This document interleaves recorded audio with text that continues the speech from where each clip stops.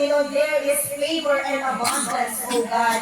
Kaya, Panginoon, sa muli po namin pagsasama-sama, ikaw lamang at walang iba ang siyang maitaas. Sa pangalan ni Jesus, Amen at Amen.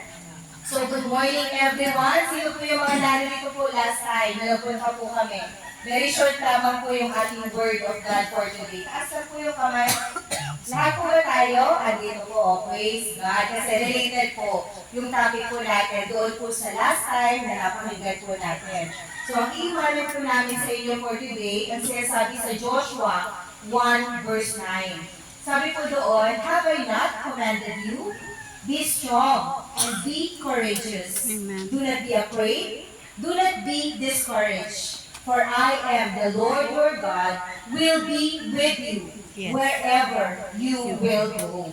So dito sa verse po na ito, yung passage po na ito ng Biblia, pinapaalalahanan po tayo ng Panginoon na tayo po ay maging malakas, maging matatag sa ating pananampalataya.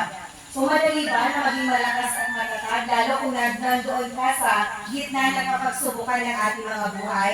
So dito sa passages po na ito ng Biblia, na tayo po ay magiging matatag at magiging malakas sa ating pananampalataya kung lagi po natin babalikan yung magandang balita na narinig na po natin mula sa Panginoon. So last time, ano po yung magandang balita na narinig po natin? Na tayo pong lahat ay naligtas, hindi po dahil sa ating mga sariling mabuting mga gawa. Hindi po dahil sa relihiyon. Na tayo po ay naligtas dahil po sa ating pananampalataya po sa ating Panginoon. Amen. Kaya wala pong pwedeng humusga o humatol po sa atin. Bakit? Ang Diyos po mismo, ang siyang direkta na tumawag po sa atin that we are righteous.